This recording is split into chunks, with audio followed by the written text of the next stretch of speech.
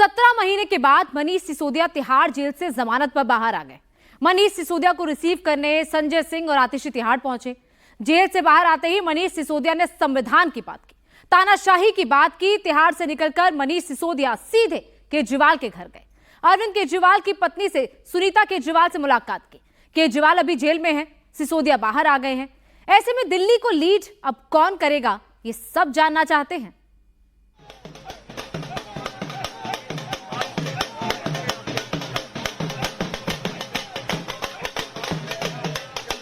मुझे बहुत खुशी है कि मनीष सिसोदिया जी को बेल मिली है और मैं अब आशा करती हूँ कि दिल्ली सरकार को वो लीड करेंगे और अच्छे से काम करेंगे।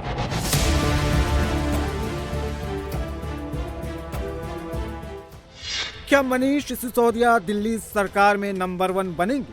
क्या सिसोदिया दिल्ली का मुख्यमंत्री बनने वाले हैं? क्या सिसोदिया आम आदमी पार्टी को लीड करने वाले हैं? ये सवाल आम आदमी पार्टी के सांसद भी पूछ रहे हैं, समर्थक और कार्यकर्ता भी पूछ रहे हैं और दिल्ली वाले भी इसका जवाब जानना चाहते हैं। आजाद मनीष सिसोदिया का नमस्कार। आप सबको आजाद मनीष सिसोदिया का नमस्कार। आप सबने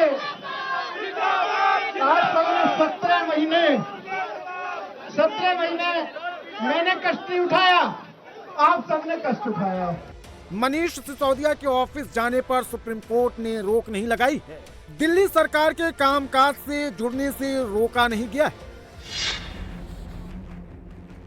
सिसोदिया जब जेल गए थे तब डिप्टी सीएम थे।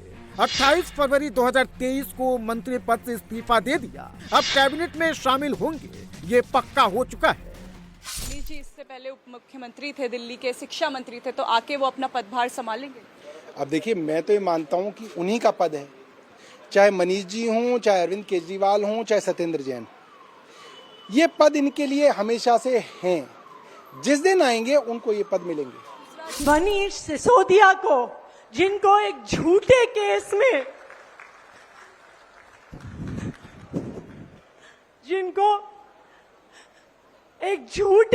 में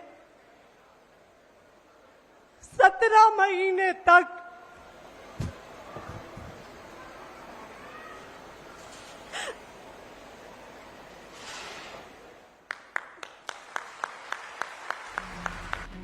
जब मनीष सिसोदिया को जमानत मिली तो आतिशी के खुशी के आंसू रुक नहीं पाए। मंच पर ही बोलते बोलते इमोशनल हो गए। लेकिन अगर सिसोदिया वापस अपनी पोजीशन में आएंगे तो आतिशी की पोजीशन खतरे में पड़ जाएगी।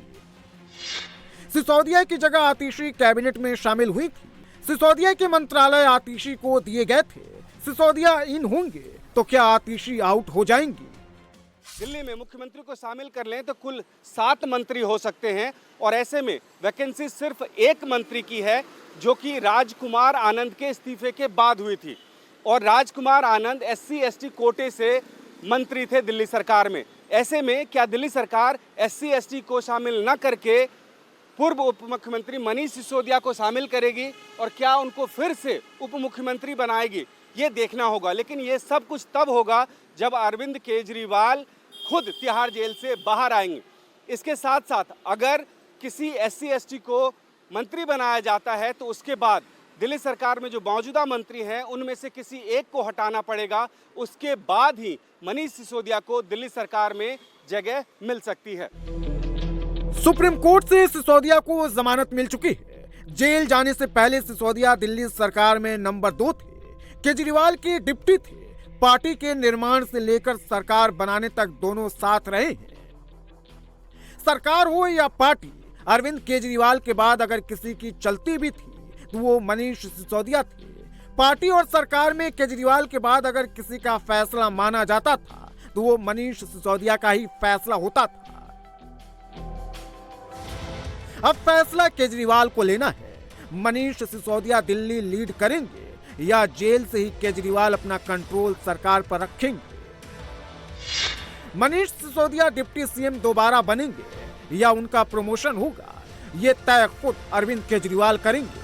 अभी तक केजरीवाल सीएम है। बिना उनकी मंजूरी से कोई भी डिप्टी सीएम या मंत्री नहीं बन सकता है। केजरीवाल जेल में है, लेकिन इसके बाद भी दिल्ली में आम आदमी पार्टी की सरकार ठीक से चल रही। सड़क से संसद और दिल्ली विधानसभा तक में पार्टी मजबूती से अपना पक्ष रख रही। आखिर कैसे? केजरीवाल की गैर मौजूदगी में सौरभ भारद्वाज और आतिशी सरकार को लीड कर रहे हैं, तो संगठन को सुनीता केजरीवाल और संजय सिंह चला रहे हैं। इस ग्राफ में एक चेहरा अभी भी मिसिंग है, वो मनीष सिसोदिया है। लेकिन अब उन्हें जमानत मिल गई है, तो सवाल ये है कि सिसोदिया को क्या रोल मिलेगा। दिल्ली में 6 महीने बाद चुनाव है और इस वक्त दिल्ली में जबरदस्त घमासान है। पार्टी और सरकार के मुखिया जेल में है और अब सिसोदिया बाहर आ गए हैं, लेकिन उनको क्लीन चिट नहीं मिली है, जमानत मिली है, वो भी शर्तों के साथ। सिसोदिया को अपना पासपोर्ट सरेंडर करना होगा और हर हफ्ते सोमवार और गुरुवार को थाने में रिपोर्ट करना होगा। ने कहा कि लिकर स्कैम के वो प्राइमा फेसी आर्किटेक्ट हैं, यानी शिल्पकार हैं शराब घोटाले के। खुद सुप्रीम कोर्ट ने ये पाया है कि 338 करोड़ का मनी ट्रांजैक्शन इन्वॉल्व्ड है। उनको ये बोला गया कि उनको अपना पासपोर्ट सरेंडर करना है। उनको ये बोला गया कि हर मंडे जाकर उनको पुलिस के समक्ष पेश होना है। हाँ, इतना जरूर कहूंगी कि जब 17 महीने कैद में हो जाते हैं तो बेल मिलना बहुत स्वाभाविक बात है। इसका अर्थ कतई ही नहीं है कि वो अपराध मुक्त हैं। नवंबर 2021 को दिल्ली में नई शराब नीति लागू की गई। 8 जुलाई 2022 को शराब नीति में धांधली की शिकायत एलजी से की गई। 22 जुलाई 2022 को एलजी ने सीबीआई जांच की सिफारिश की। 17 अगस्त 2022 को सीबीआई ने केस दर्ज किया। 19 अगस्त 2022 को सबूत इकट्ठा करने के लिए सिसोदिया के घर पर सीबीआई ने रेड मारी और आखिरकार 26 फरवरी 2023 को सीबीआई ने सिसोदिया को गिरफ्तार कर लिया। लेकिन शराब घोटाले के आरोप में गिरफ्तार सिसोदिया 17 महीने जेल में रहने के बाद अब बाहर आ चुके हैं। सवाल यह है कि जब केस इतना मजबूत है तो फिर सिसोदिया को जमानत कैसे मिल गई? तो इसके कई फैक्टर हैं। ईडी और सीबीआई शराब घोटाले में अभी तक चार्जशीट फाइल नहीं कर पाई है। चार्जशीट फाइल नहीं होने के कारण अभी तक केस का ट्रायल भी शुरू नहीं हुआ है।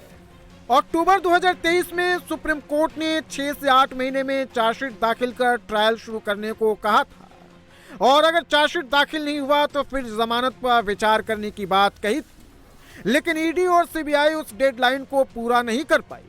पीएमएलए कोर्ट में ट्रायल में देरी और लंबी जेल के कारण सिसोदिया को जमानत मिल गई। शराब